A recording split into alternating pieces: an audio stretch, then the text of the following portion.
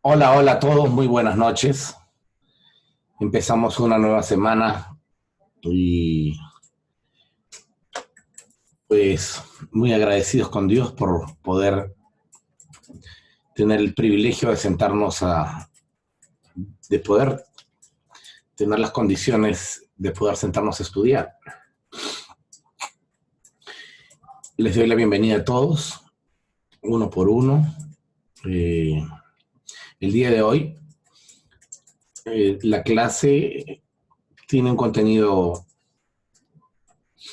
interesante, particular, y que debe ser entendida solamente a partir del Sitz im Leben que le dio origen.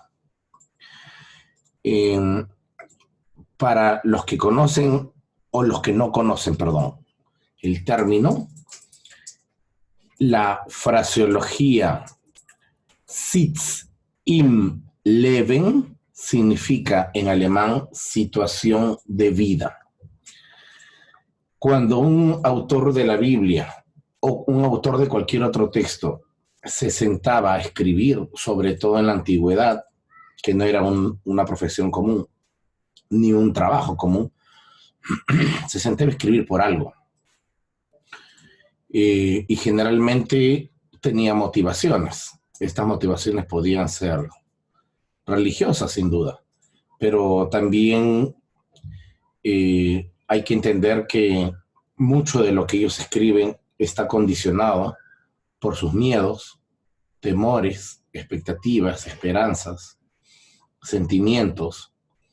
Y cuando nosotros decimos simplemente de plano, la Biblia es la palabra de Dios, y quitamos absolutamente el aspecto humano de la Biblia, que es muy, muy humano, entonces hacemos de la Biblia y de las palabras humanas, palabras de Dios.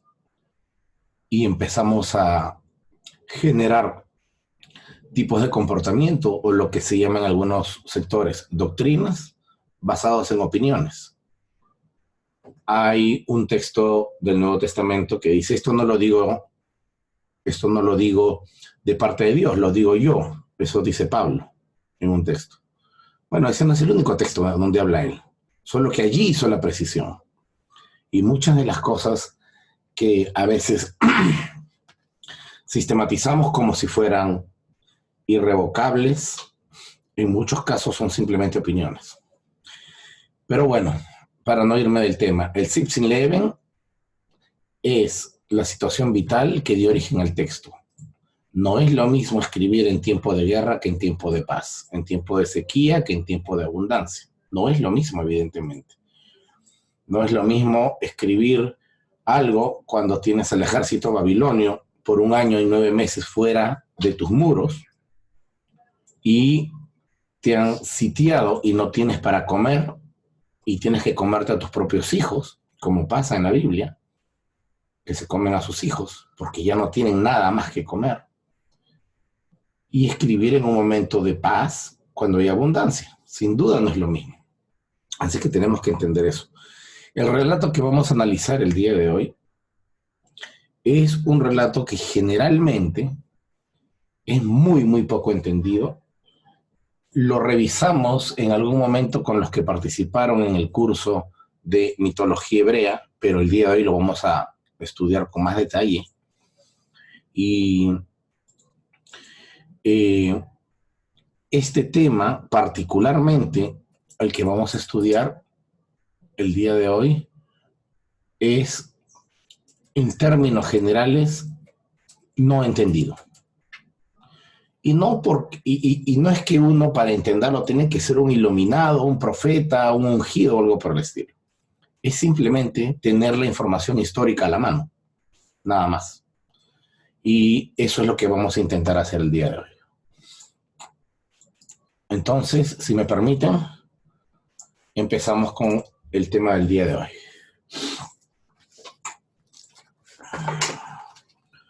Nuestra historia está en el libro de Génesis, capítulo 4. Y allí es donde nos vamos a centrar.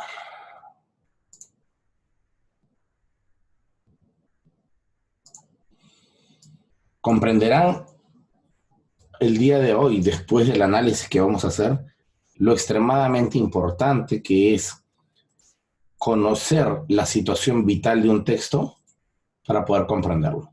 De otra manera, simplemente el texto se cierra. Se cierra. La lección número 9, el mito de Caín y Abel.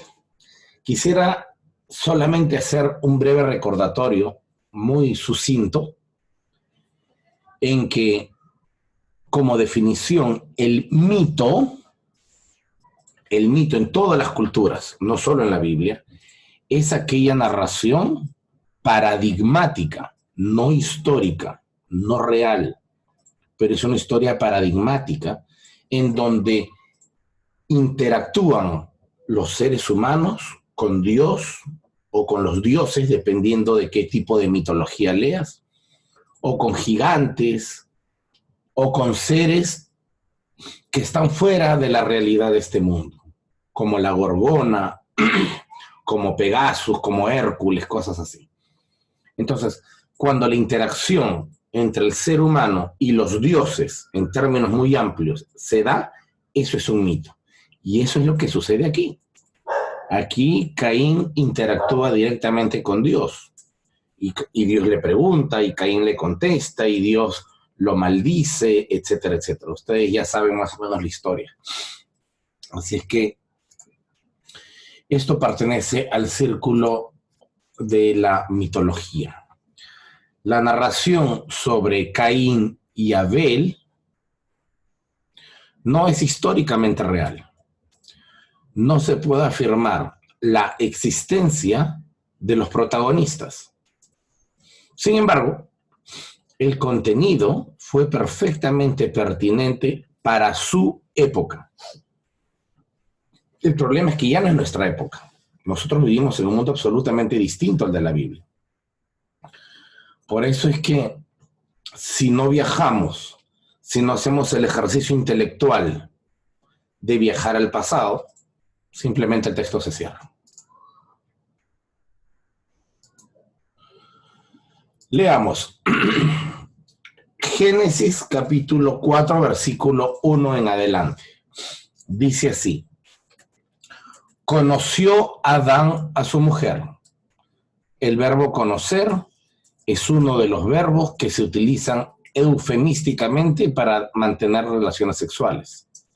Hay otras formas también que utiliza la Biblia para decir que tuvieron relaciones, como acostarse con, conocer a, entrar en, y finalmente salgamos al campo. Conoció Adán a su mujer, la cual concibió y dio a luz a Caín, y dijo: por voluntad de Yahvé he adquirido un varón. Después dio a luz a su hermano Hebel. Hebel fue pastor de ovejas y Caín fue labrador de la tierra. Y ese es el dato más importante de toda la narración, esa afirmación de sus respectivos oficios. Y aconteció que pasó un tiempo que Caín trajo del fruto de la tierra una ofrenda a Yahvé. ¿Seguimos? Allí hay una esquemática ilustración de Adán y Eva y Caín y Abel. Y Abel trajo también de los primogénitos de sus ovejas, o de lo primero que tenía de sus ovejas, trajo de la grasa de ellas. Recuerden que en la antigüedad ellos creen que Dios tiene olfato. ¿Bien? Ellos creen que Dios huele, y por eso le hacen, como le dicen los argentinos, asado o carne a la parrilla, porque creen que ese olor agradable le gusta a Dios. Jesús vino y dijo: no, Dios no tiene cuerpo, Dios es espíritu. Bueno, y miró Yahvé con agrado a Abel y a su ofrenda, pero no miró con agrado a Caín y a la ofrenda suya, por lo cual se enfadó Caín en gran manera y decayó su semblante. Entonces Yahvé dijo a Caín: ¿por qué te has enojado? ¿Y por qué ha decaído tu semblante?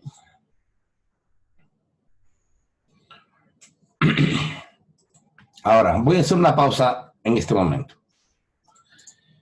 Hemos llegado a los primeros versículos, pero aquí hay dos datos que son en extremo importantes. El primero es: Hebel fue pastor de ovejas y Caín agricultor.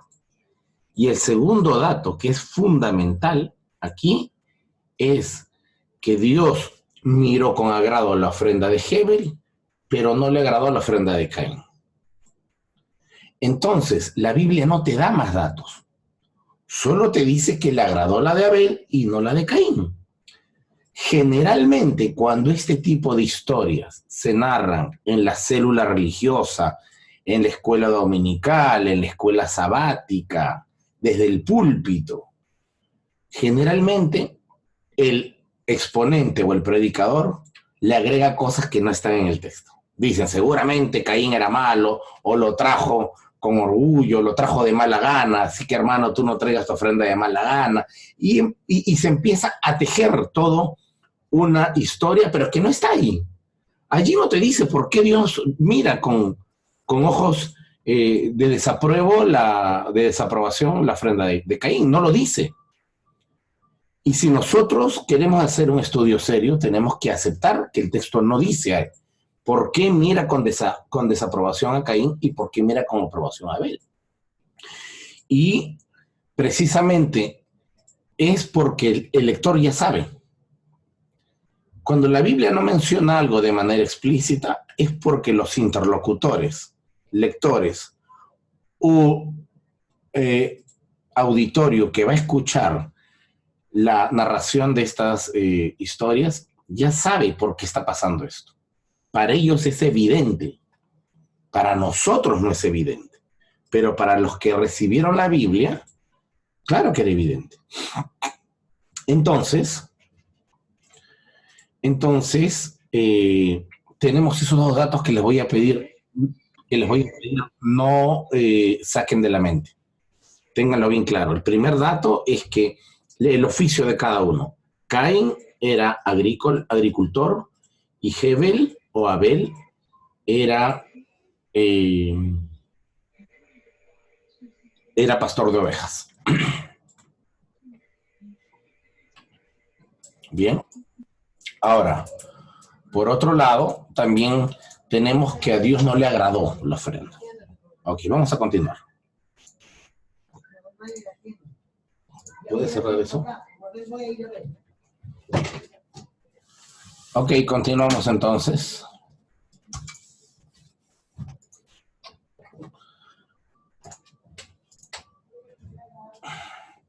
Entonces ahí tenemos a los dos hermanos, cada uno con su oficio. Y dijo Caín a su hermano Hebel: salgamos al campo. Lo curioso, y que yo pongo entre paréntesis, es que la afirmación salgamos al campo no está en la Biblia hebrea. En la Biblia hebrea, que es el texto original de la Biblia, dice: y dijo Caín a su hermano Abel, y luego no hay nada. Y luego dice: y estando ellos en el campo, Caín se levantó contra Abel y lo mató. Esa frase, salgamos al campo, no está en la Biblia hebrea. Esta frase, la Biblia en español que tú estás leyendo, la ha incluido porque está en la Septuaginta. La Septuaginta es la traducción griega de la Biblia hebrea que se hizo desde el 280 antes de nuestra era hasta el 130. Y estoy seguro que algunas de las Biblias que ustedes leen debe tener una nota al pie de página en esta frase donde dice salgamos al campo, no está en los manuscritos hebreos. ¿Alguien tiene una nota?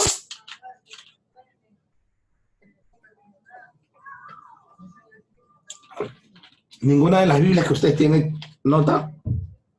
Aquí yo tengo una. ¿Qué dice? La Biblia de Jerusalén, verso 4:8, dice: el verbo decir introduce normalmente un discurso directo que no se encuentra en el texto hebreo. Las versiones bien traduciendo dos palabras que posteriormente habrían perdido o más probablemente supliendo lo que les pareció que faltaba, dicen vamos afuera, pero dice que no está en el texto hebreo. Así es.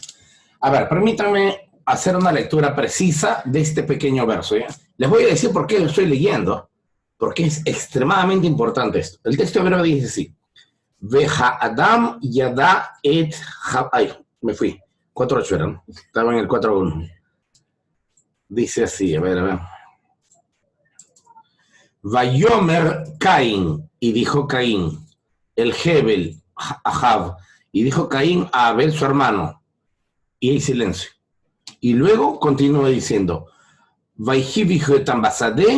y estando ellos en el campo, vaya con Caín el Hebel, se levantó Caín contra Abel, Ahab, Vayehargehu, y lo mató.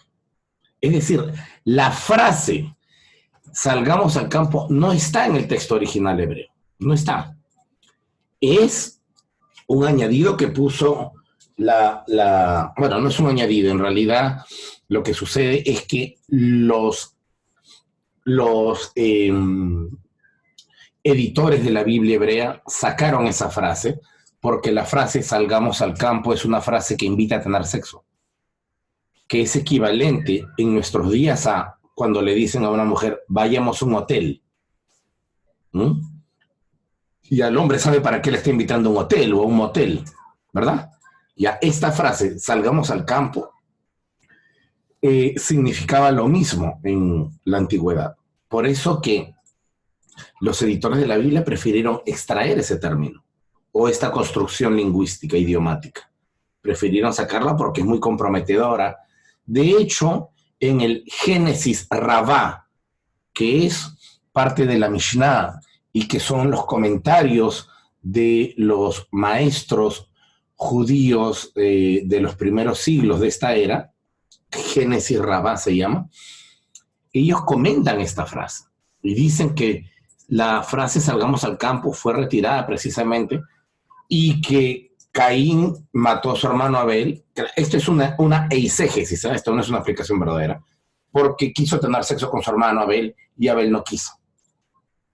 Y entonces, como Abel se negó, empezaron a pelear y Caín lo mató. Esa es una explicación rabínica, no científica. ¿Bien?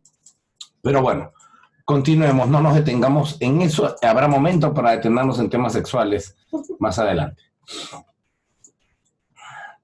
Seguimos entonces. Y le dijo Caín a su hermano Abel, salgamos al campo. Y aconteció que estando ellos en el campo, Caín se levantó contra su hermano Hebel y lo mató. Y Yahvé le dijo a Caín, ¿dónde está Hebel tu hermano? Ahí está la divinidad hablando con Caín, ¿se dan cuenta? Y él respondió, no sé, ¿acaso soy yo guarda de mi hermano?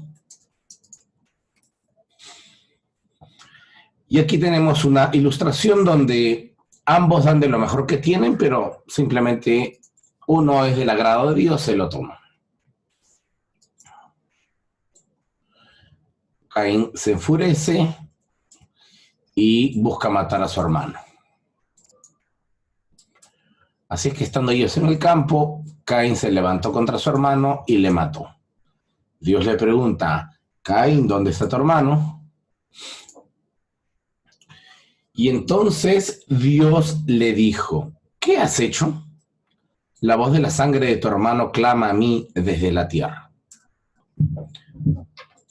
Ahí en hebreo hay un juego de palabras. La palabra tierra y la palabra sangre son muy, muy parecidas. Y hay un juego de palabras allí. La palabra sangre en hebreo es dam.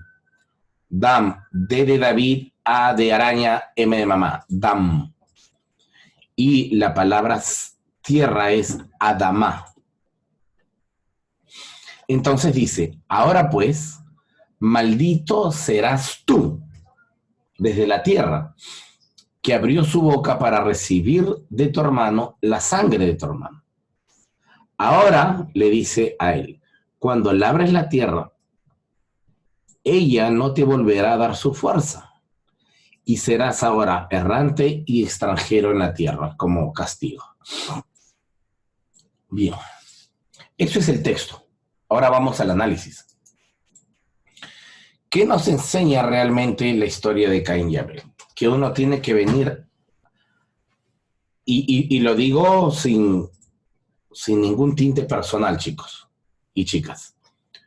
Pero ¿qué nos enseña realmente esta historia? ¿Que hay que venir a ofrendar contento? No, esto no tiene que ver con eso. No tiene que ver con la disposición con la que uno ofrenda. Porque la Biblia no habla de disposición de ninguno.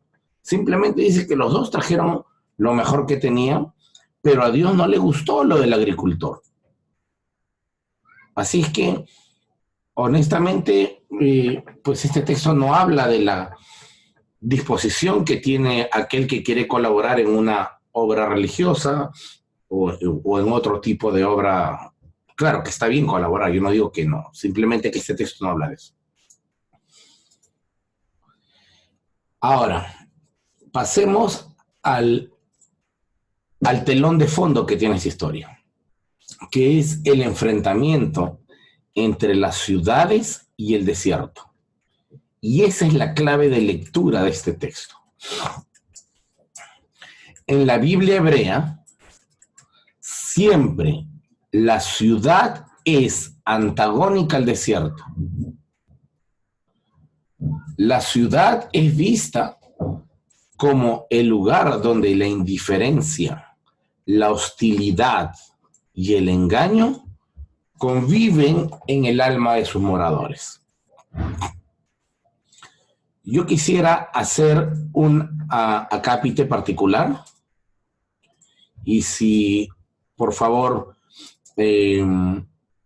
podríamos ir un instante al libro de Ezequiel.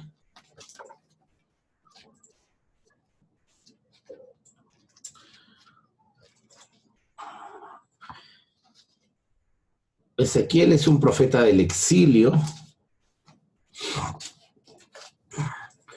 En el capítulo 16 del profeta Ezequiel vamos a leer el versículo 48 y 49. Bien. Entonces,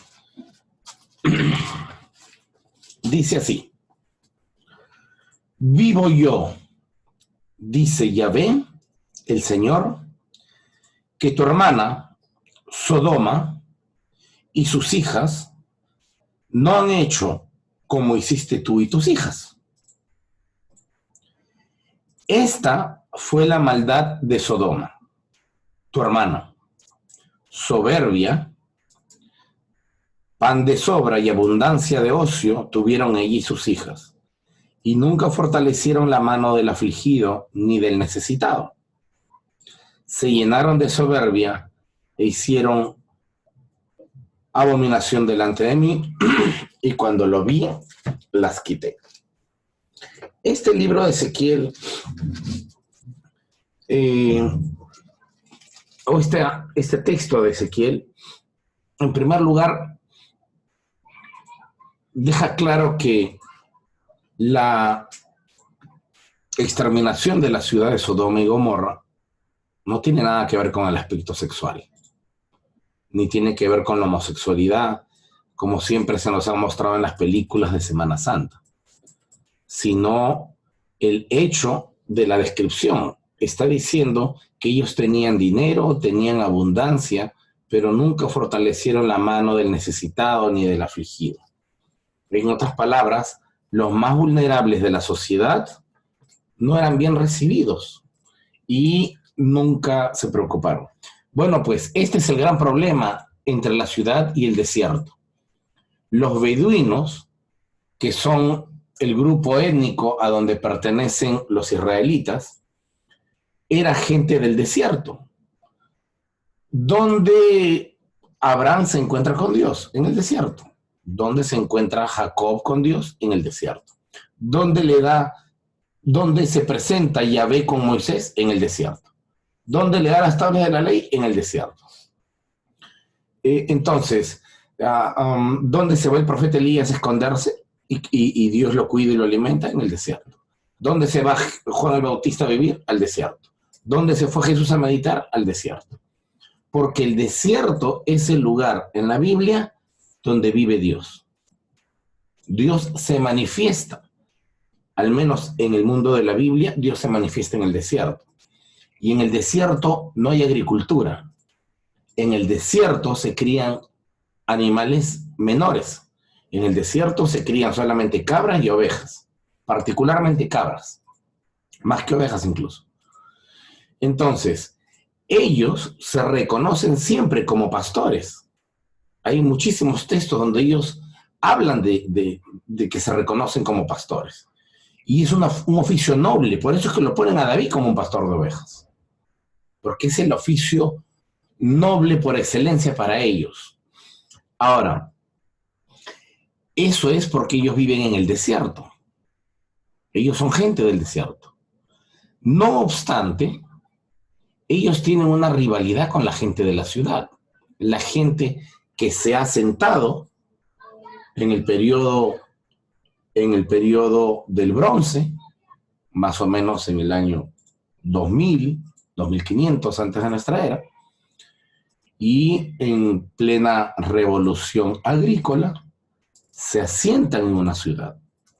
Cuando el ser humano deja de ser recolector y cazador y descubre que puede controlar su producción de alimento, sembrando semillas de frutas o sembrando granos, y evidentemente cuando tú siembras algo así, tienes que quedarte a vivir en el lugar para mantener la plantación. Y eso es lo que genera las ciudades. Porque antes de la agricultura, de la revolución agrícola, el ser humano era errante.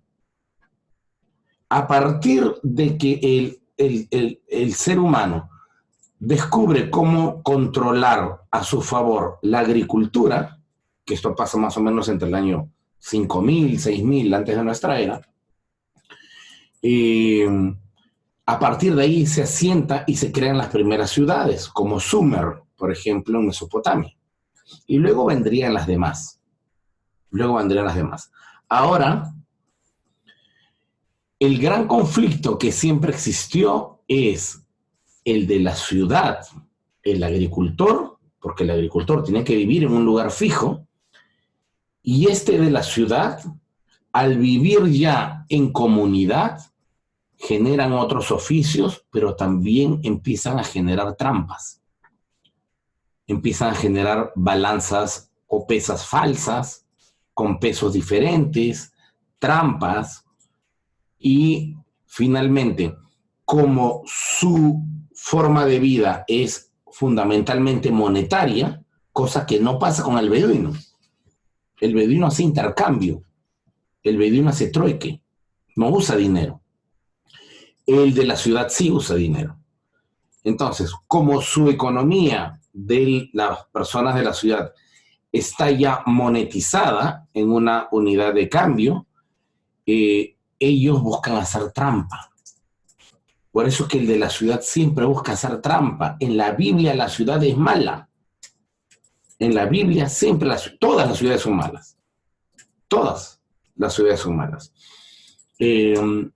La única ciudad que se exalta es Jerusalén. Y Jerusalén le exaltan los sacerdotes, no la gente del pueblo. La gente del pueblo dice Jerusalén. ¿A quién creen que le está hablando que se quiere? A Jerusalén. Pero los sacerdotes, como son los mandamás en Jerusalén, ellos dicen, no, Jerusalén se salva de todas las ciudades. Pero la verdad es que Jerusalén también aparece en los relatos bíblicos como una ciudad donde el desprecio por la vida y donde la indiferencia por los más pobres también se deja de sentir. Entonces, el telón de fondo de la historia que estamos analizando tiene el conflicto que existe entre el pastor, que vive generalmente en el desierto, errante, Cuando se le acaba la comida a sus animalitos, se va a otro lado y a otro lado, tal como la historia de José y sus hermanos, por ejemplo, ¿no? Que iban de un lado a otro para darle comer a sus cabras. Y ellos están en conflicto contra la gente de la ciudad. En nuestra historia, Caín representa al habitante de la ciudad y Abel representa al pueblo de Israel, que son beduinos. Y lo que intenta decir de fondo esta historia es que el habitante de la ciudad mata al beduino, o sea, los mata a ellos, cosa que se ve evidenciada en muchos otros relatos de la Biblia. Bien, a ver, hay algunos comentarios, vamos a ver.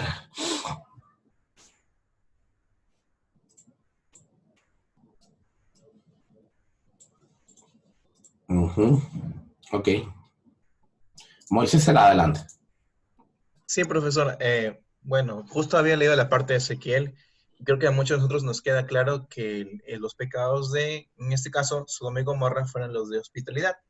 Sí. Sin embargo, la mayoría de veces he visto que las personas se agarran de la parte del versículo donde dice abominaciones o prácticas aberrantes, por ejemplo, y lo asocian con la parte moral o sexual.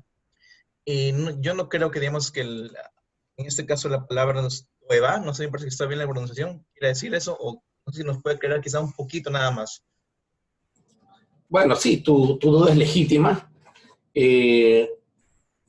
Nosotros tenemos un gran problema, y el gran problema es que desde hace más o menos 16 siglos, la Iglesia Católica Romana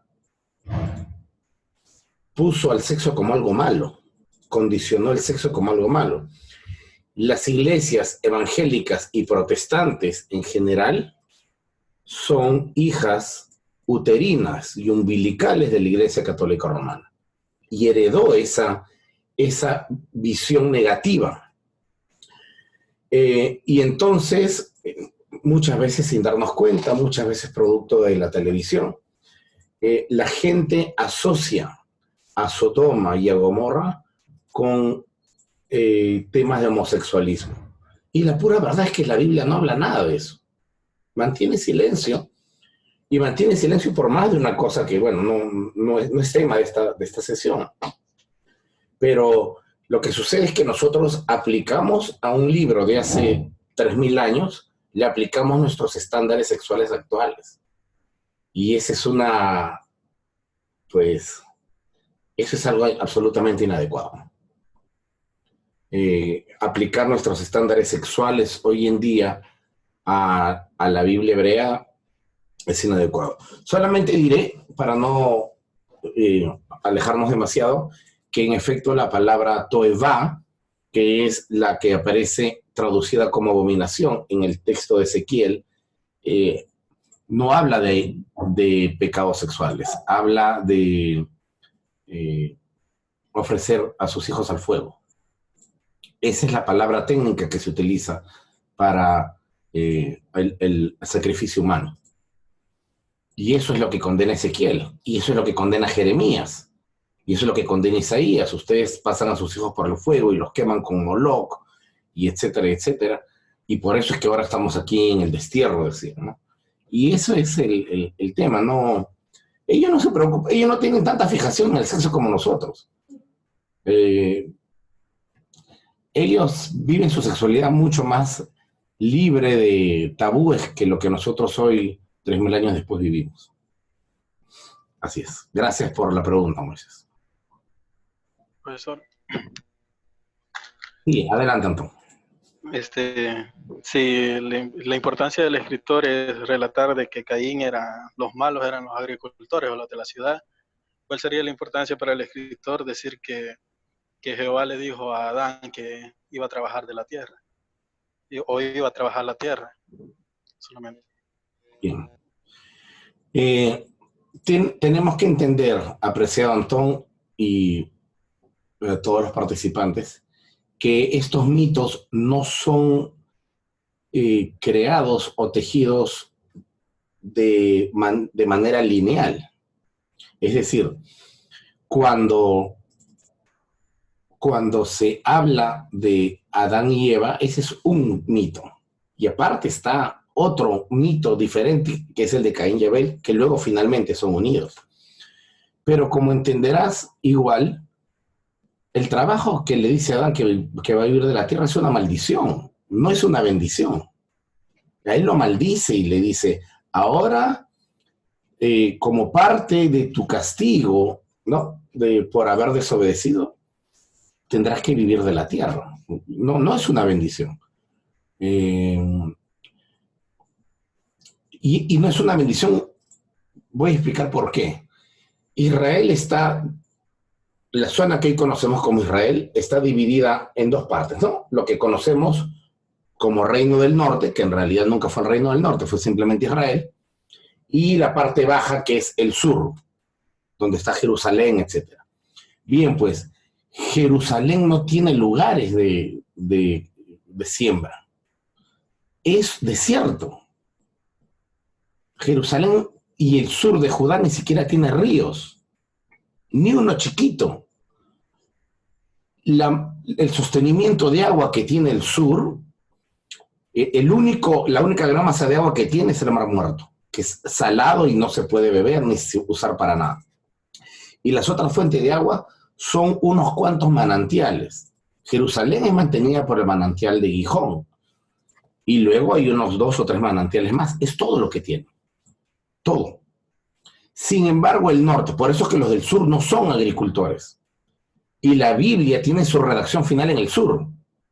Por eso es que ellos a los agricultores no los aprecian. Ellos son eminentemente pastores. Y aquel que funda Jerusalén y la rededica, también es un pastor que es David. Y ponen a Abraham como pastor, y ponen a todos sus patriarcas, a Jacob como pastor, a los 12 hijos como pastores. Entonces, para ellos el paradigma de ser un buen tipo, una buena persona, es ser pastor, porque vives en el desierto y estás más cerca de Dios. Y las personas que viven de la agricultura, para ellos están vinculadas a la ciudad, y la vinculación a la ciudad es negativa. Eso es lo que sucede. Gracias, profesor. Un placer. Bien, vamos a continuar.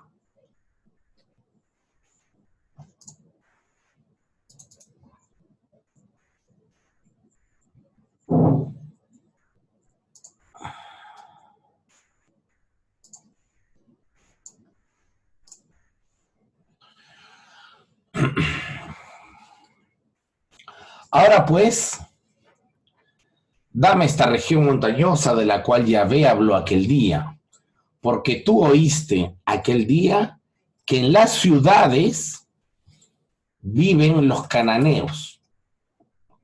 Tal vez Yahvé esté conmigo y yo los pueda expulsar. Esta es una de las tantas citas en donde las ciudades tienen que ser destruidas. ¿O crees que es pura casualidad que destruyen Jericó, Jai y todas las ciudades de Josué? Y tienen que reelaborar las ciudades. No. Ellos no destruyen campos, destruyen ciudades, porque la ciudad es mala, la ciudad es negativa. Esta cita es del libro de Josué, capítulo 14, versículo 12. Bien. Les voy a pedir, por favor, que vayamos al libro de Jeremías.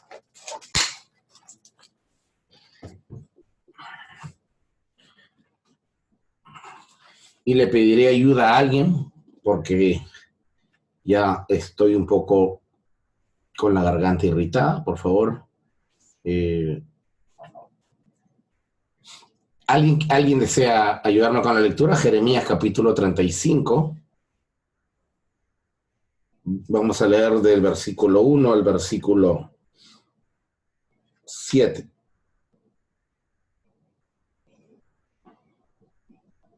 No, vamos a leer hasta el versículo 10.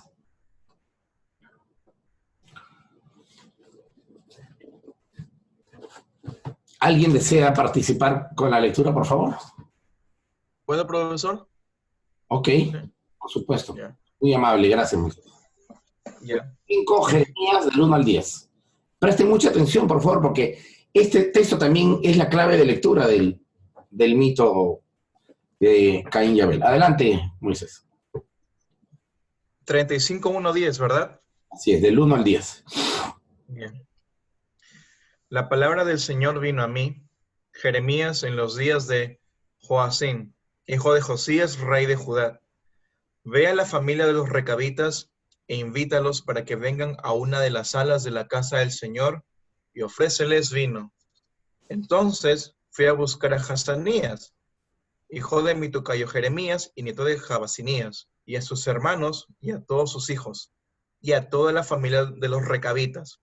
Y los llevé a la casa del Señor, a la sala de los hijos de Hanán, hijo de Igdalías, hombre de Dios. Esta sala se encontraba junto a la de los jefes, que a su vez estaba encima de la de Maseías, hijo de Salum, guardián del umbral. Les serví a los recabitas jarras y copas llenas de vino, y les dije, beban. Ellos me respondieron, nosotros no bebemos vino, porque Jonadab, hijo de Recab, nuestro antepasado, nos ordenó lo siguiente, nunca beban vino, ni ustedes ni sus descendientes. Tampoco edifiquen casas, ni siembren semillas, ni planten viñedos, ni posean ninguna de estas cosas. Habiten siempre en tiendas de campaña, para que vivan mucho tiempo en esta tierra, donde son extranjeros. Nosotros obedecemos todo lo que nos ordenó Jonadab, hijo de Recab, nuestro antepasado. Nunca bebemos vino, ni tampoco lo hacen nuestras mujeres ni nuestros hijos. No edificamos casas para habitarlas. No poseemos viñedos ni campos sembrados. Vivimos en tiendas de campaña y obedecemos todo lo que nos ordenó Jonadab, nuestro antepasado. Gracias, muchas gracias. Bien, aquí en este texto, después de las presentaciones, que se invierte como 4 versículos en presentaciones el texto, dice que el profeta Jeremías llama a los recabitas, que son un grupo, un clan familiar, que vive en el desierto y que crían animales y que viven en tiendas. Y les dice, bueno, los introduce al templo. El templo no es positivo, por si acaso, para los primeros habitantes de Israel. El templo no es positivo. Los primeros habitantes de la Biblia creen en un Dios que camina con ellos y que va con ellos viajando. No que vive en una ciudad y yo tengo que ir a visitar a ese Dios. El Dios de Abraham, de Jacob, de Isaac, iba con ellos y caminaba con ellos a los lugares donde ellos viajaban, porque son errantes, pues. Un errante no puede tener un templo. Es una idea absolutamente antagónica y es una idea de la ciudad.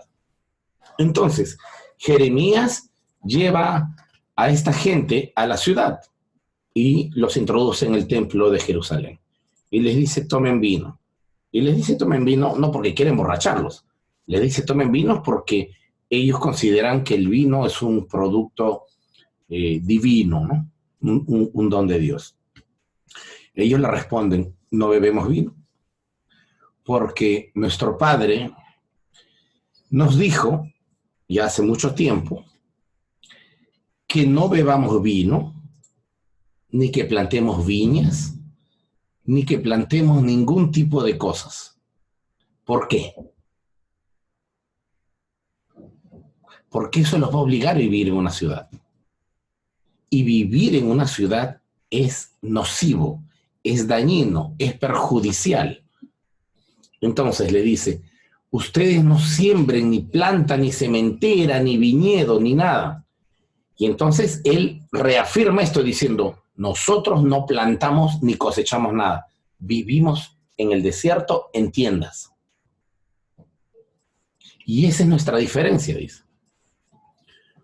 Si ustedes recuerdan de dónde salen los recabitas, son aquellos que se unieron al profeta Eliahu, o Elías, como quieran llamarle, para pelear contra los sacerdotes de Baal.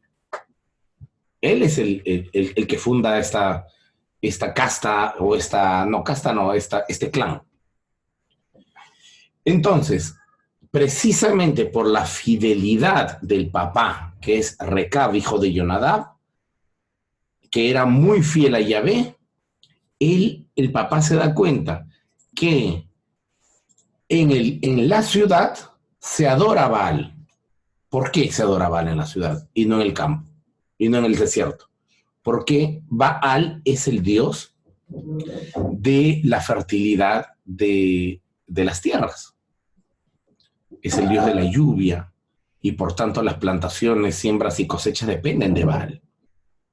Sin embargo, Yahvé es el dios del desierto. Yahvé es el dios que caminó en el desierto 40 años con ellos. Yahvé es el dios que se presenta con Moisés en el desierto. Entonces, la fidelidad de Recab, el padre de este clan, es: nosotros no podemos ir allá porque allá se adora Baal, allá se adora Shera, allá se adoran otros dioses en la ciudad. Como nosotros somos fieles a Yahvé, nos quedamos aquí y nos mantenemos alejados de la contaminación. Ese es el tema. Y esto es lo que subyace en el texto de Caín y Abel. Por eso es que ellos no necesitan explicar por qué es que Dios ve con malos ojos a Caín. No necesitan explicar. Porque para los que reciben la Biblia, que son eminentemente, no exclusivamente, pero sí eminentemente pastores, la vida en la ciudad que está íntimamente vinculada a la producción agrícola es mala. Trae idolatría, trae borracheras, trae asesinatos, trae robo, trae engaño. Eso es lo que está vinculado a la ciudad. Y eso no pasa con el beduino. Y recuerden, todos ellos son beduinos. Entonces, no necesitan explicar por qué Dios ve con malos ojos al agricultor. ¿Me entiendes? Porque para todos ellos y es claro por qué lo ven con malos ojos. Porque viven en la ciudad. Y la ciudad, como veremos en las siguientes láminas, no trae nada bueno.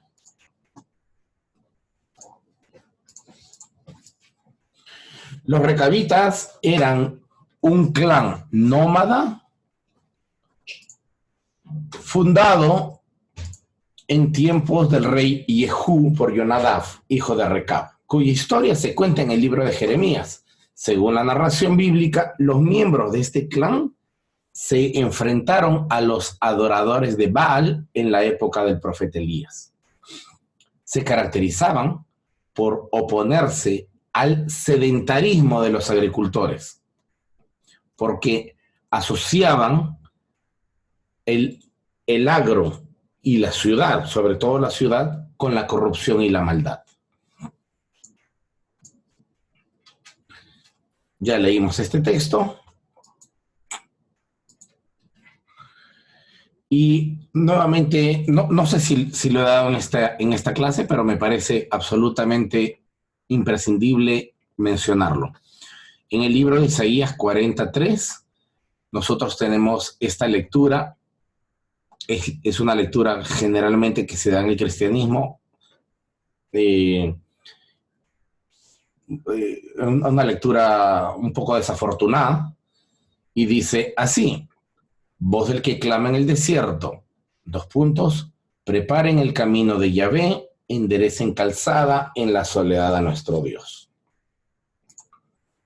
La lectura cristiana, por tanto, dice voz del que clama en el desierto, es decir, aquel que está hablando, aquel que dice: hey, hagan calzada para nuestro Dios, hagan un camino, está en el desierto, según la lectura anterior. Y por tanto, si está en el desierto, está solicitando que se haga un camino en la ciudad. Bien. El tema es que la lectura en la Biblia hebrea no dice eso. Dice: voz que clama, : en el desierto preparen el camino de Yahvé. O sea, la voz del que clama no está en el desierto. Y enderecen calzada en la soledad a nuestro Dios. Por tanto, en la lectura desde la Biblia hebrea, La voz que clama está en la ciudad y está clamando diciendo, vayan al desierto y allí preparen un camino para Yahvé. Esto lo dice, sin lugar a dudas, por la experiencia que tiene Israel de haber encontrado a Dios en el desierto. Yahvé es un Dios del desierto. Yahvé no es el Dios, al menos no al principio, no es el Dios de la fertilidad, que el que da lluvia. Ese es Baal. Yahvé es un Dios del desierto y un Dios guerrero. Esa es la característica de Yahvé.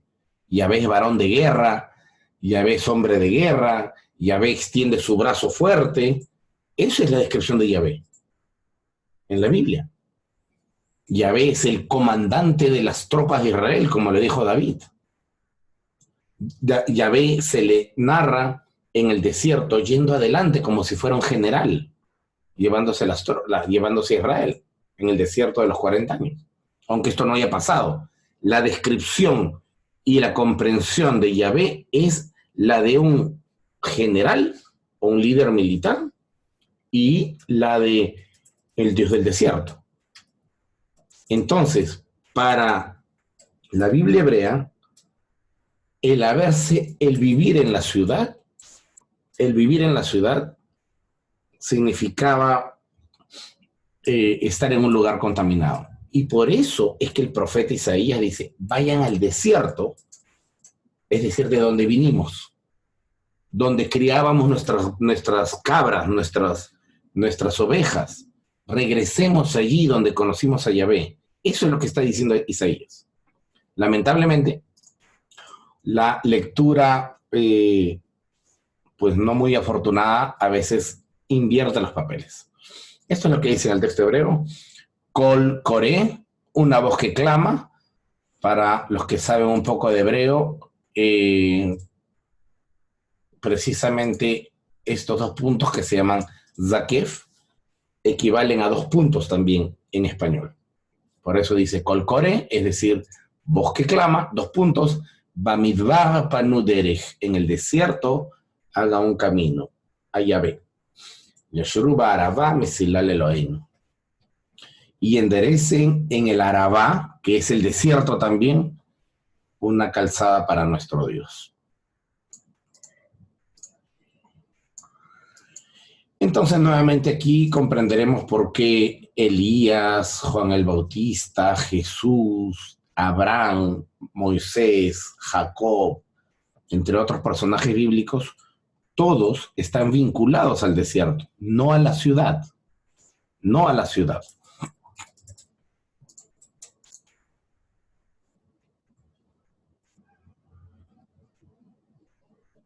¿Las ciudades son malas?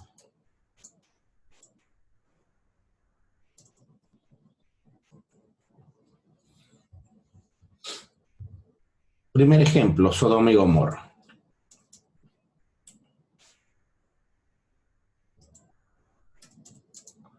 Según la narración bíblica,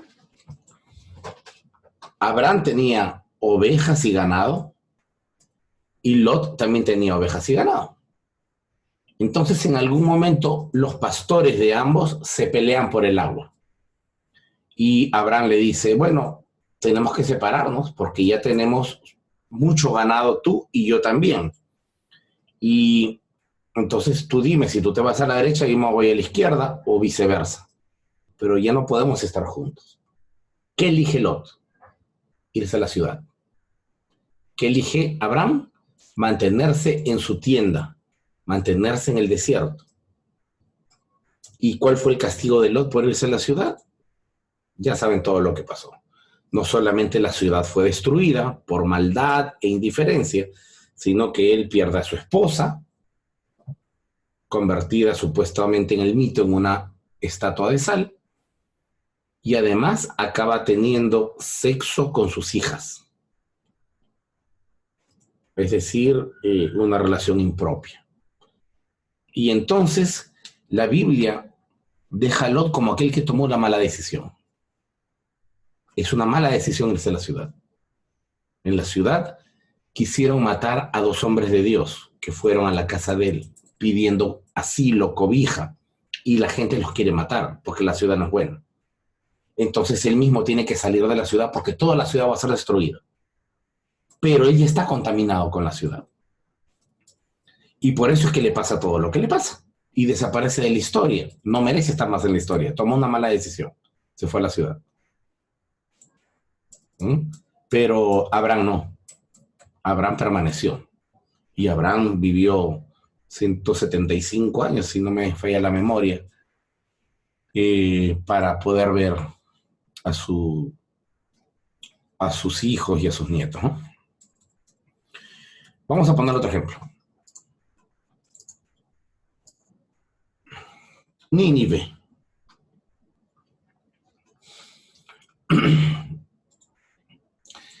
Cuando en el libro de Nínive es la capital de Asiria, por si acaso, del imperio asirio. Allí se encontró la gran biblioteca de Nínive del rey Ashurbanipal. Y Nínive, a pesar de que era una gran ciudad, para el tiempo en que se escribe el libro de Jonás, que es el siglo IV antes de nuestra era, no es un libro histórico, por si acaso, es un libro, es una novela paradigmática. Nínive ya no existe. Sin embargo, algunos de nosotros seguramente habremos oído en algún momento que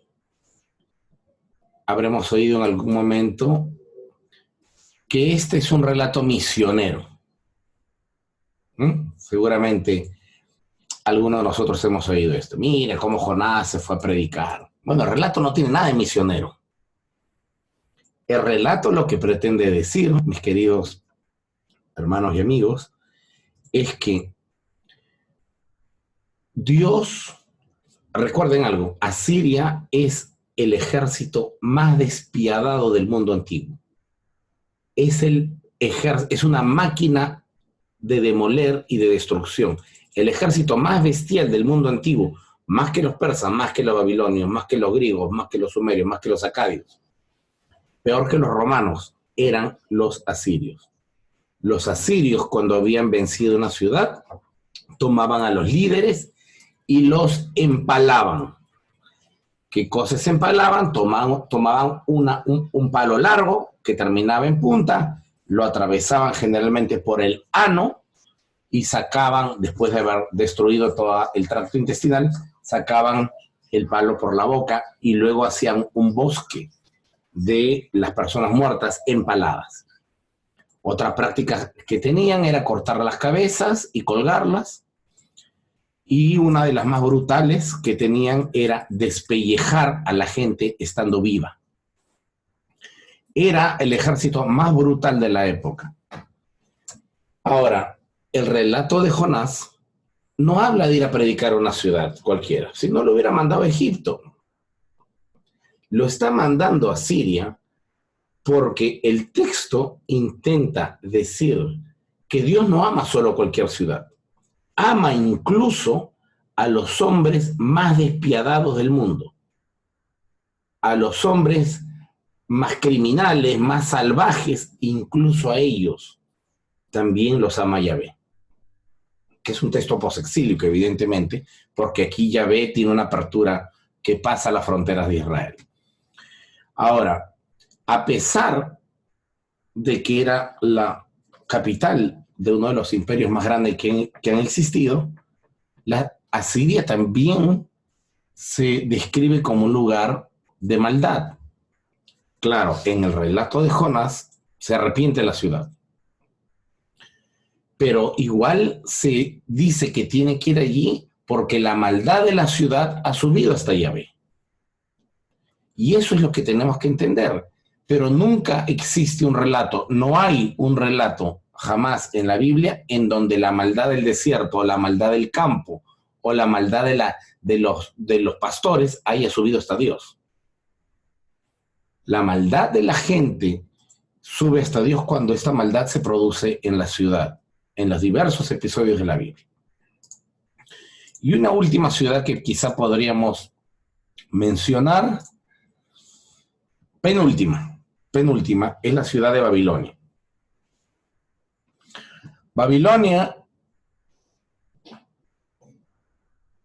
Babilonia es una ciudad que ve su auge aproximadamente en el 1800 antes de nuestra era, o antes de Cristo, y existe desde antes, evidentemente.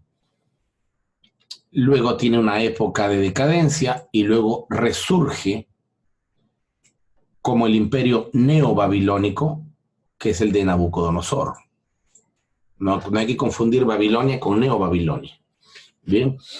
Ahora, Babilonia, a pesar de ser una enorme y gran ciudad, como Nueva York en la antigüedad, o alguna otra gran ciudad como Tokio, es decir, una ciudad pujante, una ciudad con mucho cosmopolita, es decir, con gente de todo el mundo, y gente con dinero, próspera, también es una ciudad de maldad.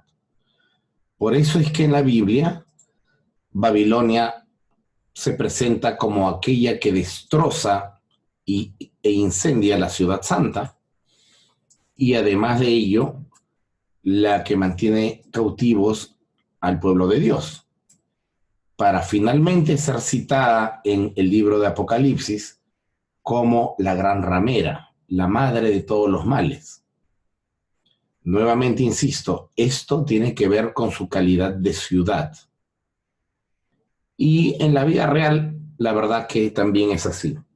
Yo no sé cuántos de ustedes conocerán gente en el desierto o gente en el campo, es decir, en las serranías de sus países, pero generalmente la gente del campo es gente más sencilla, hospitalaria, es gente noble. Yo estuve en el 2011, todo el 2011, en la selva de mi país, en la frontera con Brasil. Y por allá, por el año 98, 2000, no recuerdo muy bien, 99, también pasé casi un año y medio en la sierra de mi país, en un programa de alfabetización. Pero no hablo de la ciudad, hablo adentro, horas adentro. Me bañaba en el río porque no había agua potable, no había luz, así que yo tenía que prepararme mis propias velas para poder leer. Y nunca he visto gente más hospitalaria y cariñosa que la gente del campo. Siempre te abren la puerta, te dicen que quieres comer, aunque no te conozcan. Al menos eso pasa en el campo y en la selva de mi país, en la sierra y en la selva. Pero estoy convencido de que en la mayoría de lugares de Latinoamérica debe ser así. Sin embargo, cuando tú estás en la ciudad, le pides un pan a tu vecino y te tira la puerta en la cara. Y pueden ver que tú estás en problemas y nadie se mete. Son tus problemas. Sin embargo, cuando la gente vive de una manera más sencilla y generalmente cuando está en contacto con la naturaleza, etcétera, no sé por qué, no tengo explicación de eso, suele ser la gente más empática, más noble, más buena, más dulce. Pues eso es lo que pasa en la Biblia. En la Biblia los elegidos de Dios son del desierto. Viven en el desierto 40 años con Dios, Dios se le presenta en el desierto, le da las tablas en el desierto. Es gente del desierto, por donde lo vea. Todos sus patriarcas viven en el desierto y son pastores de animales pequeños. Y es por eso, insisto, antes de poner la penúltima lámina, insisto que es por eso el mito de Caín y Abel. Caín y Abel, reitero, no tiene nada que ver con la disposición con la que das a Dios o no. El texto no va por ahí.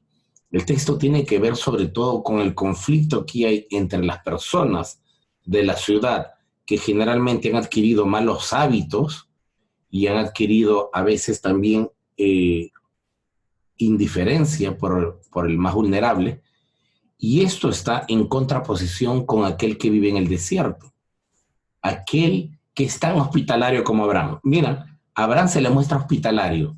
Él está sentado en la puerta de su tienda, viene 3 hombres a quien nunca ha visto en la vida, pero lo primero que le dices, siéntate en la sombra, te traeré agua, leche, comida y descansa, mañana seguirás. A gente que nunca la ha visto. Pero segundos después aparecen de los 3 hombres, 2 se van a la ciudad y los quieren matar. Y los quieren matar y ojo, sí los quieren violar, pero no los quieren violar no los quieren violar por homosexualismo. Los quieren feminizar, que era una práctica muy cruel de la antigüedad. Pásame el libro de homoerotismo, por favor. En la antigüedad, los ejércitos o las ciudades siempre las ciudades son malas, ahorita les voy a poner otro ejemplo más bien. Cuando venía un extranjero, y ese extranjero era medio sospechoso de que podía ser un espía enemigo, etc., ¿qué es lo que hacen? Lo que hacen es capturarlo y violarlo entre todos, pero no por homosexualismo, sino lo que quieren es degradarlo. Les voy a enseñar una foto. Este es un libro que se llama Homoerotismo en el mundo bíblico. No sé si se logra ver. Homoerotismo en el mundo bíblico. Ahí está. Ahí mejor. El autor es Martin Nissinen, profesor de la Universidad de Columbia. Y les voy a enseñar esta imagen. Para que puedan ver mejor, les recomiendo que presionen en la parte superior derecha donde dice Speaker View. Miren. Primero miren y luego yo les explico qué es, ¿ya? Aquí, en este lado, en su lado izquierdo, tienen a un guerrero griego. El guerrero griego está con una mano en su falo o en su pene. ¿Lo pueden ver? ¿Se ve bien? Ok. Y aquí tienen a un persa. Esto, si gustan, yo les puedo mandar la imagen para que la tengan y la vean. Esto es una práctica en la antigüedad frecuente. Una práctica en donde el fuerte abusa del débil, donde el vencedor abusa del vencido. Y entonces, cuando estos hombres van donde Abraham, o donde Lot, perdón, esto es lo que quieren hacer los hombres, pero no por homosexualismo, sino por sádicos, por malvados. Y esto precisamente es lo que también sucede en la ciudad, en la narración de Jueces 19, en donde va un levita con su esposa, ¿se acuerdan? No sé si la habrán leído. Va un levita con su esposa, un anciano los recibe y luego el pueblo va y le dice, sácalo, que lo vamos a violar. Entonces el levita saca a su mujer y la violan durante toda la noche y luego muere. ¿Bien? Esto también pasa en la ciudad. Como ustedes pueden ver, la ciudad en la Biblia no es positiva. No es positiva. Y se hacen prácticas, sobre todo en donde el fuerte, el adinerado, maltrata y vulnera los derechos de la viuda, del huérfano y del pobre y del extranjero. Y como último, antes de entrar a un momento de preguntas, si es que las hay, tenemos otra ciudad que no figura como buena, y es Jerusalén. Ya por allá, 20 siglos atrás, el maestro Jesús decía, oh Jerusalén, que matas a tus profetas. ¿Cuántas veces te quise juntar como una gallina junta a sus polluelos? Pero finalmente, ¿en dónde se trama la muerte de Jesús? En la ciudad. ¿Quiénes traman la muerte de Jesús? Los sacerdotes. Y muere. Muere, bueno, no muere, es asesinado en la ciudad. Entonces, en términos generales, mis distinguidos hermanos, el mito, para sintetizar, el mito de Caín y Abel responde a un Sitz im Leben. Repito, que es un Sitz im Leben. Sitz im Leben, lo voy a escribir por si acaso, ¿ya? Mejor, para que no haya dudas. Vamos a escribirlo aquí arriba, ¿ya?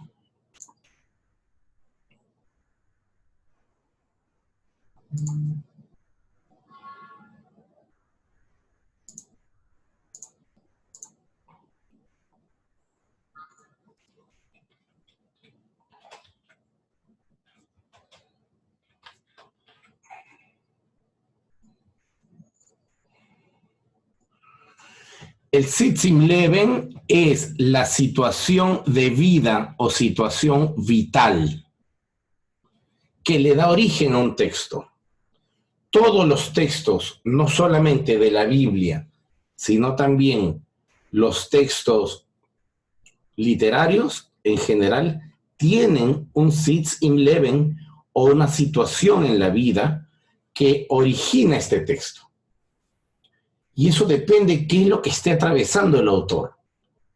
Y lo que el autor esté experimentando, sea de carácter político, económico, sea que esté deprimido porque murió alguien, porque terminó con su esposa, su novia, qué sé yo, eso se refleja en el texto. Por eso es que nosotros no podemos separar, o en todo caso no deberíamos ignorar, que los textos tienen una gran carga de pensamientos, de deseos de los autores. En algunos casos expresan temor, etc. Entonces, el Sitz im Leben o situación vital, que finalmente se presenta como telón de fondo en el mito de Caín y Abel, es la disputa o la enemistad entre la gente de la ciudad, que suelen ser agricultores y que viven encerrados y que generalmente son muy hostiles, versus la gente como los recabitas, como Abraham, como Moisés, que son el paradigma del pueblo hebreo y posteriormente judío. Es decir, ellos son hospitalarios, son amables, por eso es que Dios está con ellos. Y ese es el fondo de la situación. Bien, yo he terminado mi exposición y si es que hay comentarios o preguntas, los podemos hacer o los pueden efectuar. Todos sus comentarios van a ser altamente apreciados. Julián Herrera, adelante. Sí, gracias, profesor. Tengo una inquietud. También tengo entendido que en el tiempo de los macabeos, luego de que termina la intervención de los ejércitos griegos, que los macabeos logran dispersar a los griegos, ellos no quieren aceptar que la gloria sea de Yahvé, como lo estaban proclamando los sacerdotes del momento. Y por ello, expulsaron a los sacerdotes del templo. Y se dice entonces que los sacerdotes fueron a parar al desierto. También tengo entendido por un maestro llamado de apellido Sabán, no me acuerdo ahora el nombre, Mario Sabán, que le explica que esos sacerdotes luego fueron a pasar lo que se llama los esenios, que estaban en la zona de Qumran, donde se encontraban los rollos del Mar Muerto.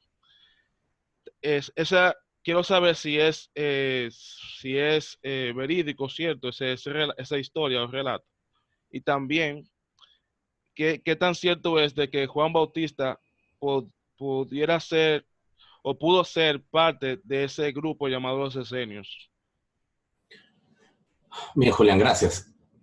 En primer lugar, no conozco esa historia de que los sacerdotes fueron expulsados y luego se fueron al desierto en la época de los macabeos. No sé de dónde sacó esa información el profesor Mario Sabán. Los mismos documentos de el Mar Muerto, que son la expresión ideológica y religiosa de este grupo que vive en el desierto, dice que ellos han abandonado la ciudad precisamente para irse al desierto porque el templo estaba podrido. Y no solo lo dicen ellos, lo dice el Talmud también. El Talmud dice que Jerusalén fue destruida porque el templo había dejado de cumplir sus funciones y estaban robando mucho los sacerdotes. Bueno, de hecho Jesús fue asesinado por eso, ¿no? Jesús fue asesinado porque fue contra el sistema económico, fundamentalmente, del templo. Y entonces, la segunda parte de tu pregunta es si Juan el Bautista podría haber sido esenio. ¿Quién sabe? Podría ser. Podría ser porque, pues, estuvo en el desierto, vivía de una manera sencilla, vestía piel de camello, comía lo que encontraba por ahí. La zona es la misma. ¿Quién sabe? No. Cuando tú vas a las ruinas de Qumran, ahí te pasan un video en donde a Juan el Bautista lo ponen como esenio. Pero en realidad no hay nada seguro acerca de eso, ¿no? No hay nada seguro acerca de eso. Podría ser. Buenas noches. Buenas noches, Richard. Adelante. Buenas noches a todos. Profesor, me llamó la atención entre todo cuanto ha dicho, pero un detalle de manera muy particular que lo había sí considerado en otros estudios que he realizado, pero acerca del humorismo en tiempos bíblicos, acerca de la manera de cómo... ¿Me oye? ¿Hola? Sí, del modismo dijiste, ¿verdad? Sí, pudiese un poquito más ahondar en el sentido de la información que se tiene específicamente en aquello que tiene que ver cuando un ejército vencía al otro, y estas prácticas me parece, si mal no recuerdo también, adicional a lo que usted dijo, que tenía que ver exclusivamente del principal violentando al rey vencido. No sé si ese detalle es como lo estoy planteando, o es que el ejército vencedor hacía eso con todo el ejército vencido, profesor. Querido Richard, te voy a contestar en dos partes. Primero, intentando citar la modernidad. Y lamentablemente hasta el día de hoy los crímenes de guerra siguen haciendo lo mismo.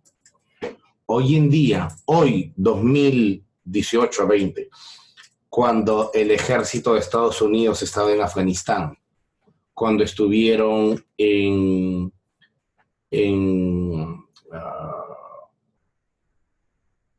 Vietnam, en Kuwait, en Vietnam, la cantidad de quejas que han tenido por violación de las mujeres del ejército enemigo cuando eran tomadas. Hay una película incluso de Michael J. Fox donde él actuó que se llama Crímenes de Guerra. Y lamentablemente, Richard, esto pasa en las sociedades, sobre todo cuando las sociedades están en guerra o simplemente se han vuelto muy hostiles. Hay que entender en primer lugar por qué violar a otro hombre, si ni siquiera genera placer. Y hay que entender para esto previamente que la mujer tiene el mismo valor que un mueble en la antigüedad. La mujer no posee el valor que tiene hoy. Hoy en día el hombre y la mujer son iguales. Las mujeres pueden llegar a ser presidentas de una nación, pueden ser congresistas, parlamentarias, gerentes en grandes empresas, pero en la antigüedad no. En la época de la Biblia, y lamento mucho tener que decir esto, pero es la verdad, la mujer es una pertenencia. La mujer le pertenece al varón. La mujer no tiene más valor que el que le puede dar su útero. La mujer es valiosa en la medida de cuántos hijos le puede dar al esposo. Es decir, ella por sí misma no vale.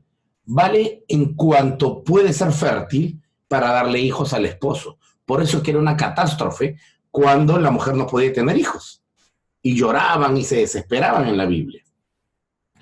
Bueno, dicho esto y entendiendo el estatus social de la mujer, es entonces que debemos entender por qué hombres malos o ejércitos vencedores intentan feminizar a otro hombre.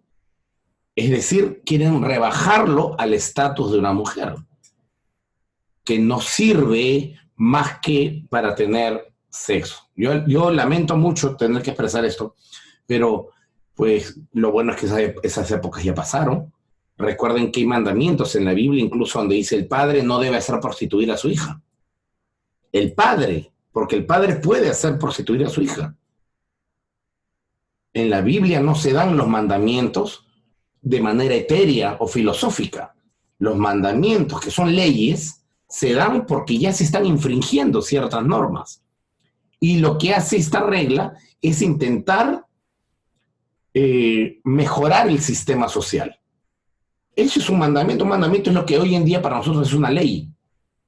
Y entonces, si tú te das cuenta que cuando los autos corren a 200 kilómetros por hora hay accidentes, lo que haces es poner una ley. Los carros no pueden correr más de 100. Y de esa manera generas cambios importantes. Bueno, pues cuando ponen esta ley que es el papá no debe hacer prostituir a su hija, es porque ya lo hacían. Y lo hacían incluso sus esposas. Y lo hacían porque eran un objeto. Y entonces, pues es como que tengas un caballo y lo alquiles para que den vueltas, ¿no? Así es lamentablemente esto en la antigüedad.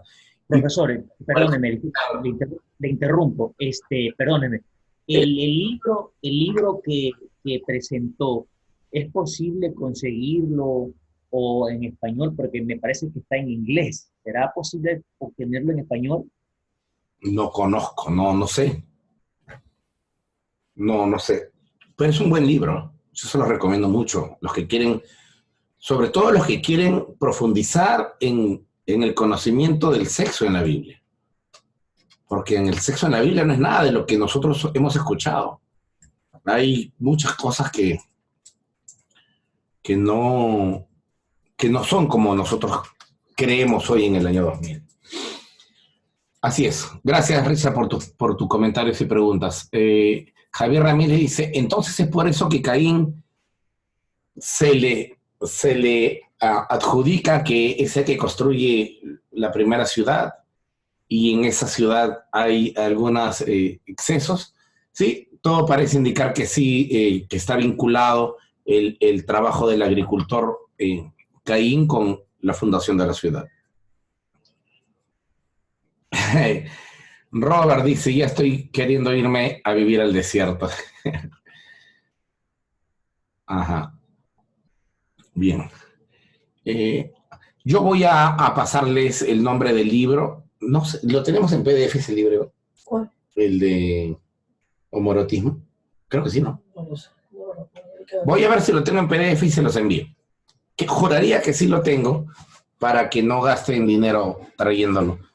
De ahí. Ahí Moisés Celada acaba de compartir también el costo en Amazon y seguramente ahí están todas la ficha técnica del libro. Bien, ¿alguna otra observación o comentario?